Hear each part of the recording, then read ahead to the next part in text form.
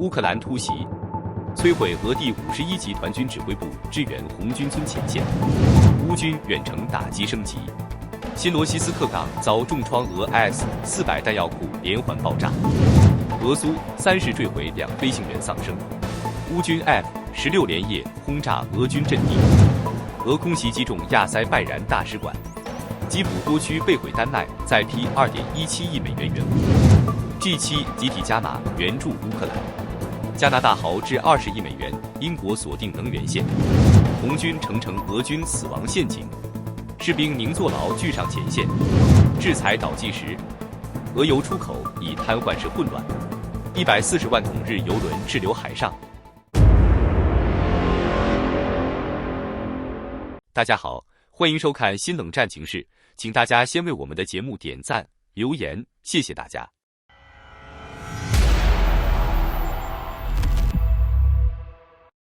除了对俄罗斯境内的目标展开行动之外，乌克兰军方近日还对顿涅茨克等俄战区发动了多起精准打击。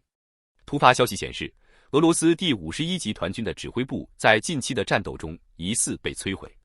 根据诺尔报告披露，当地时间11月13日前后，乌克兰特种部队针对顿涅茨克州扎特绍克镇发起突袭。该地区是俄军第51集团军的驻地，该部队的任务原本是从北部方向试图包围红军村一带。乌军在经过详尽的侦察与战场评估后，于夜间展开突击，直指第51集团军第1旅和第9旅的兵力集结点。现场视频显示，俄军当时正借着恶劣天气和浓雾完成兵力汇集，最近他们频繁利用恶劣天气掩护进攻。然而，乌克兰的无人机依旧成功锁定并击中目标，摧毁俄军的聚集建筑，同时打掉了对方前线指挥部。夜视画面中，目标建筑周边升起多处火光，并伴随连续而剧烈的爆炸。俄方的信息频道则否认指挥部被摧毁，声称第51集团军将继续执行包围红军村的计划。真实伤亡与战损状况还需等待最新的卫星情报确认，但可以确定的是，乌克兰特种部队的这次行动有效缓解了红军村方向的压力。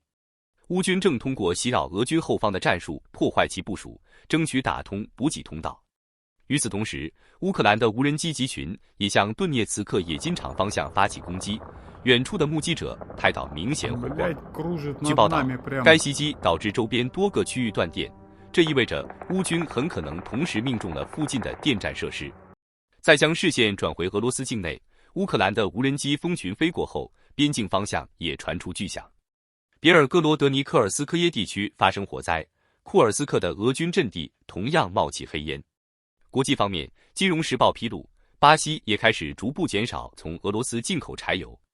此前，俄制柴油占巴西柴油进口量的 60%， 如今这一占比已经暴跌至 17%。能源出口是俄罗斯维持战争机器运转的关键，而在制裁与乌克兰不断的空中攻击之下，俄罗斯的能源收入正被持续削弱。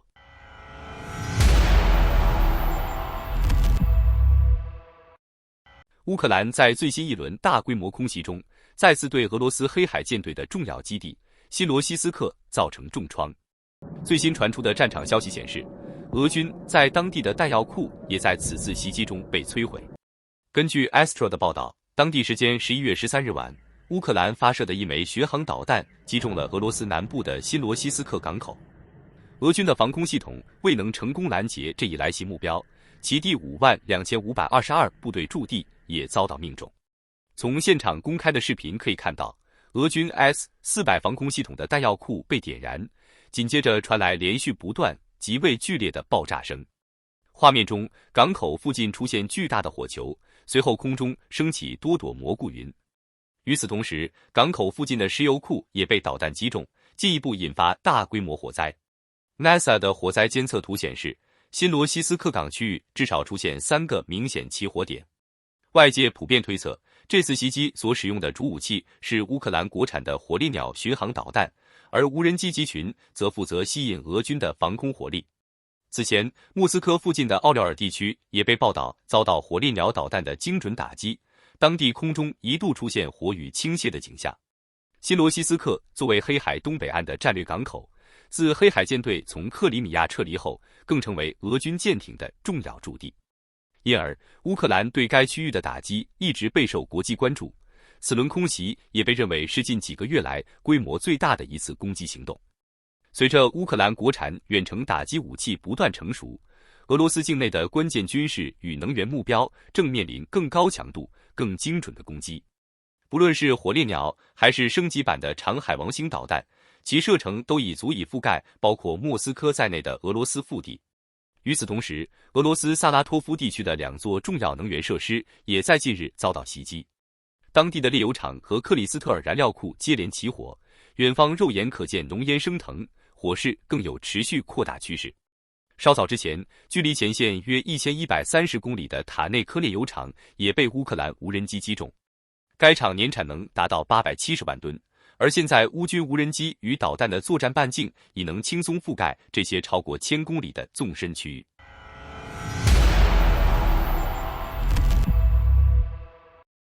近日，俄乌双方的空军在战场上均展开了密集行动，但俄罗斯方面却传来不利消息，一架苏30战斗机在执行任务时坠毁。而与此同时，乌克兰空军的 F-16战机则成功摧毁前线俄军阵地。根据图片报等多家媒体报道，当地时间11月13日晚间，俄军的一架苏30战斗机在卡累利阿的彼得罗扎沃茨克附近失事。飞机在尝试硬着陆时坠毁，2名机组人员在弹射过程中未能成功逃生，双双罹难。俄方随后证实了坠机事件，声称当时该战机未携带任何武器，只是在训练中因机载系统发生故障导致事故。然而，今年以来类似的坠机事故已经发生多次，俄军几乎都以训练事故作为解释。比坠毁的战机更令外界关注的是飞行员的死亡对俄军空天军的打击更为慎重。同时，这起坠机地点本身也引发讨论，事故区域正位于当年苏芬战场的前线附近。随着芬兰加入北约，俄罗斯北部边境如今直接面对北约军事部署的压力。此前，北约已经在芬兰设立新的司令部，距离俄罗斯第2大城市圣彼得堡仅300公里左右。这迫使俄方不得不抽调更多兵力加强北部防御，其空军战机也需要加大巡逻频率。与俄方的事故形成对比的是前线乌克兰空军的攻势。数小时前，一架乌克兰 F-16战机升空，迅速抵达哈尔科夫州赫里亚尼基夫卡附近，对俄军在当地的多处阵地实施了精准轰炸。航拍画面显示，俄军控制区被炸得浓烟滚滚，并连续发生爆炸。这2日，哈尔科夫战线的交火明显升级。此前，乌克兰边防旅的无人机部队刚刚摧毁了俄军用于后勤运输的关键桥梁。俄方的通讯设备与3辆军车在空袭中被彻底摧毁。可以看到，阵地上空火光不断闪烁。乌克兰空军的行动日益成熟，已经能够在复杂环境中从容发动空袭。随着更多战机即将加入乌军序列，他们的空中力量还将继续提升。乌总统泽连斯基预计将在周日前往希腊访问，此行核心目标是洽谈幻影战斗机以及爱国者防空系统的交付事宜。乌方希望从希腊获得2套爱国者系统以及所有可以启用的幻影战机，以进一步强化其空中防御与攻击能力。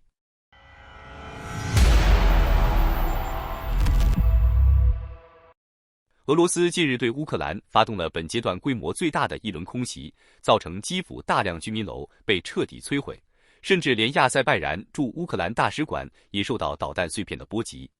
根据开源情报防御者的报道，当地时间11月14日夜间，俄军出动了多达430架无人机，并发射18枚导弹，对乌克兰多地展开密集打击。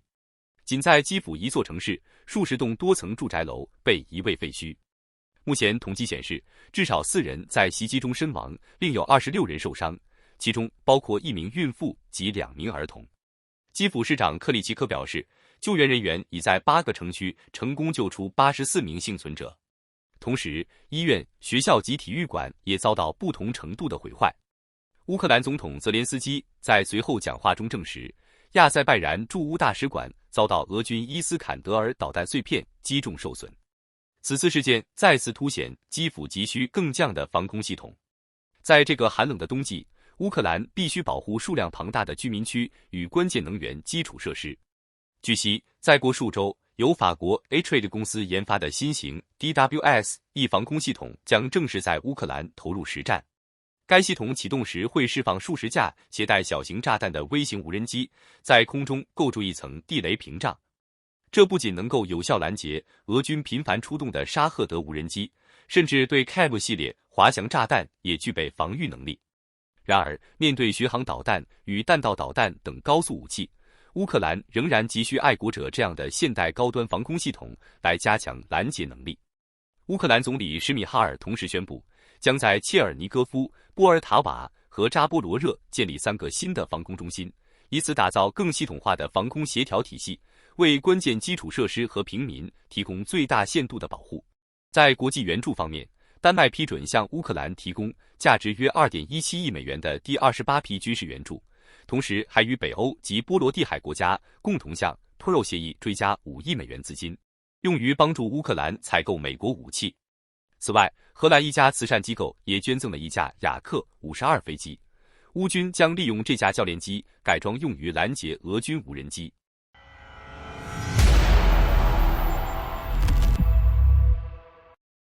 俄乌冲突的天平再次因西方阵营的动作而出现新的倾斜。刚刚在加拿大落幕的 G7 外长会，以一份联合声明与一系列真金白银的援助计划，向外界释放了明确信号，对乌克兰的支持不仅不会减弱，反而将进一步增强。从加拿大20亿美元军事援助方案的全面落地，到英国针对能源领域的专项驰援， G7 的集体发力背后是冲突进入关键阶段后的战略判断。作为此次会议的东道主，加拿大率先递上了最重磅的大礼包。总理特鲁多在乌克兰独立34周年之际亲赴基辅，正式敲定了此前在 G7 卡纳纳斯基斯峰会上承诺的20亿美元军事援助交付方案。这笔援助没有停留在承诺层面，而是被切分成直击战场痛点的定制化清单。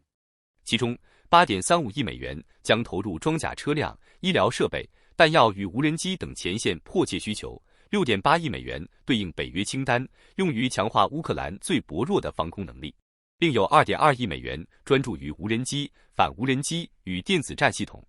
而且部分资金将投向乌加两国的联合军工项目，这意味着乌克兰未来可能具备持续装备生产的能力。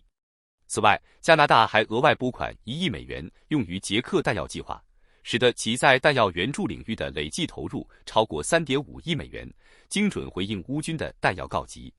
在军事援助之外，加拿大还同步推出了超过3100万美元的人道援助计划，1275万美元交由世界粮食计划署解决粮食短缺，500万美元经由红十字会用于医疗物资与平民保护。装备与民生并重的援助方式，凸显其对乌克兰局势的系统性支持。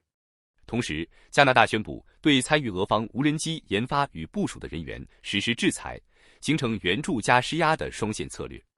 英国的援助焦点则锁定乌克兰的生命线、能源基础设施。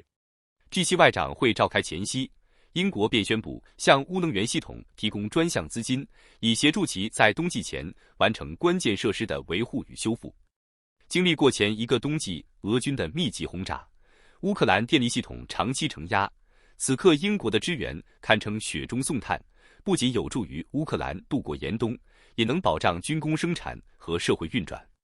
加拿大与英国的单独行动反映出 G7 内部更广泛的集体共识。此次外长会发布的联合声明重申对乌克兰的坚定支持，并在呼吁停火的同时强调加大对俄罗斯的经济制裁力度，甚至点名将对向俄罗斯提供战争资源的国家与实体实施惩戒。日本外相茂木敏充明确表示将持续推进对俄制裁。美国国务卿卢比奥则在社交媒体公开强调，G7 正在强化乌克兰防御能力，以加速结束冲突，并承诺推动俄罗斯重返谈判桌。受邀参会的乌克兰外长安德烈·瑟比加显然对结果感到振奋。他直言，持续施压俄罗斯是结束战争的关键，而此次 G7 的同步行动正是对这一诉求的直接回应。值得关注的是，加拿大作为 G7 成员中对乌援助人均投入最高的国家，此次以项目化方式落地援助，可能会刺激其他国家跟进，形成新一轮援助潮。无论是军事装备的硬性加码，还是能源、粮食等领域的软性托底 G7最新的援助组合拳明显更加精准。随着冬季临近与前线态势持续变化，这些援助能否转化为乌克兰战场优势，以及俄罗斯将如何应对制裁与援助升级，无疑将成为近期局势最值得关注的焦点。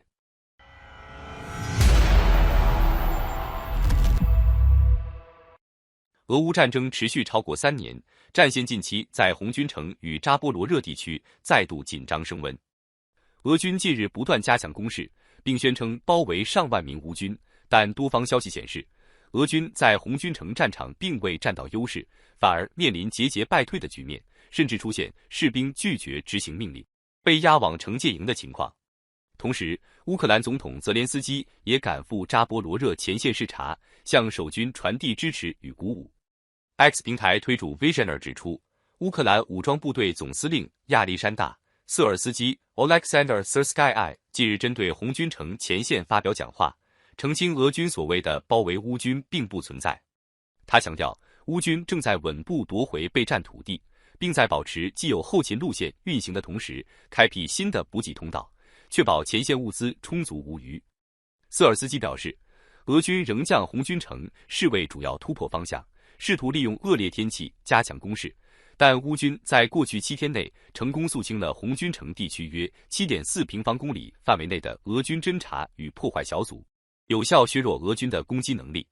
与此同时，推主 Euromaidan Press 报道，由于红军城被视为高死亡风险地带，许多俄军士兵拒绝服从前往作战的命令，他们宁可被押往惩戒营坐牢，也不愿踏入这座成为死亡象征的城市。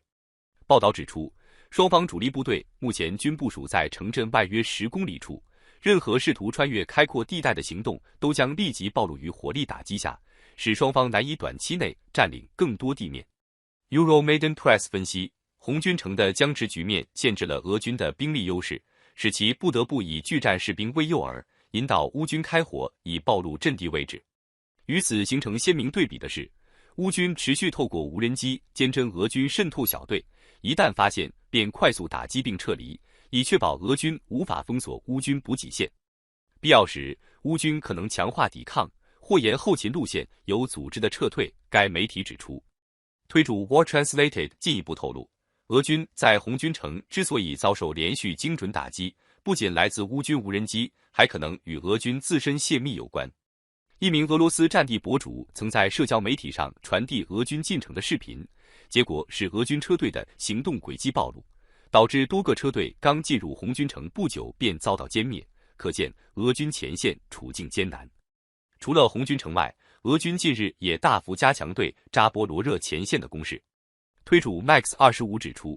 俄军正尝试孤立并包围古利亚伊波列地区，同时计划利用渗透战术袭击乌军的补给线。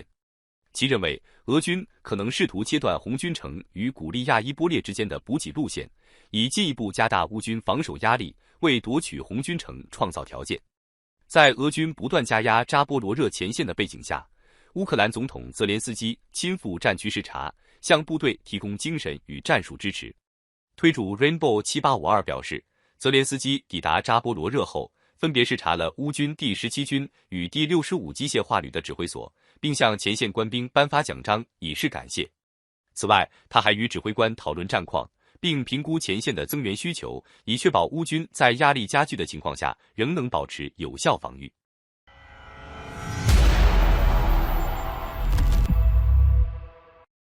摩根大通稍早警告，由于美国对俄罗斯石油公司 Rosneft、ROSN、MM 和卢克石油公司 Lukoil、LKOH、MM 实施制裁，正导致俄罗斯原油的卸货速度明显放缓。目前，约有每日140万桶的俄罗斯石油滞留在油轮上，几乎占俄罗斯海运出口潜力的1/3，正酿成一场新的出口混乱。根据路透社报道，美国已经设定11月21日为最后期限，超过这一日期，各方不得再与 Rosneft 和 Lukoil 进行交易。这也是美国总统川普 Donald Trump 在其第2任期内首次对俄罗斯采取直接制裁行动，使市场格外关注其后续影响。摩根大通指出，由于接收这2家受制裁公司石油的最后时间点即将到来，随着11月21日逼近，原油卸货可能会变得更加困难，甚至可能在期限后停摆。摩根大通分析称，随着对 Rosneft 和 Lukoil 的制裁进入生效倒计时，俄罗斯石油出口正迈入一个新的混乱阶段，促使其两大买家印度与中国大幅削减12月份的采购量。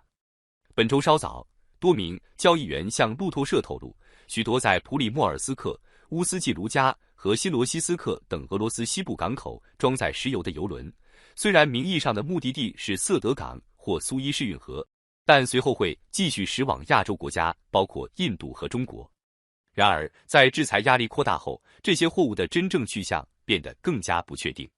交易员预计，随着买家减少，部分尚未售出的俄罗斯原油最终可能会被迫运往中国。